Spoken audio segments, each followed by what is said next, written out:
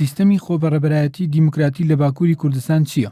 کە ماوەی چەند ڕۆژێکە مشتومڕێکی گەورەی لەسەر ئاسی سیاسی و میدیایی لە ناخۆی تورکیادا دروست کردووە.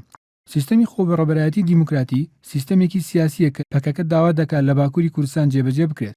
لایەنە کوردیەکانی باکووری کوردستان داوا دەکەن بە پێی جوگرافیا و کولتوری ناوچەکانی باکووری کوردستان بکرێت بە چەند خۆبەڕێبەرایەتیەکەوە کە سەرجەمیان لە پەرلەمانی تورکیادا نوێنەریان هەبێت. بەپێی ئەو سیستەمە پەروەردە و فێرکردن لە پارێزگاکانی باکووری کوردستان بە زمانی دایک دەبێت و لە پاڵ زمانی تورکیدا لەگەڵ ئەوەشدا خۆبەڕێبەرایەتیەکان خاوەنی ئابووری خۆیان دەبن و دەبێت لە 150 ئەو داهاتی کە هەیەە بگەڕێتەوە بۆ خۆیان.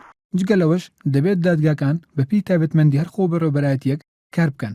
هەروها دەسەڵاتی ئیداری هەر ناوچەیەکیش لەلایەن دانیشتوانی ناوچەکەەوە بەڕێوە ببرێت و لە ئەنجومەنی خۆبەڕێبەرایەتەکانیشدا دەبێت نوێنەری ژن هەبێت.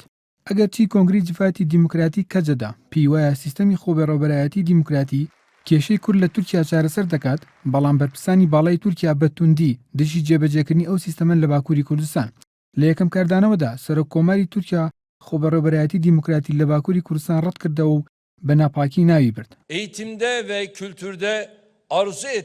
ڕەجەب تەیب ئەردۆغان بەر لە سەردانەکەی بۆ ڕێزی پایتەختی سعودیا بە ڕۆژنامەنووسین ڕاگەیاند داواکاری دەمیرتاش بۆ خۆبەڕێبەرایەتی دیموکراتی لە تورکیا قسەی بێمانایە و بە ناپاکی و نانەوەی پشێوی تۆمەتباری کرد.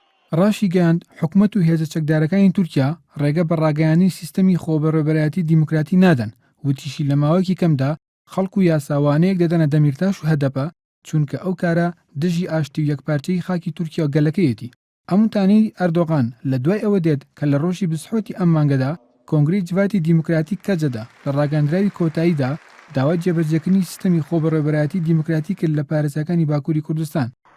محەممەد نەجیب NRT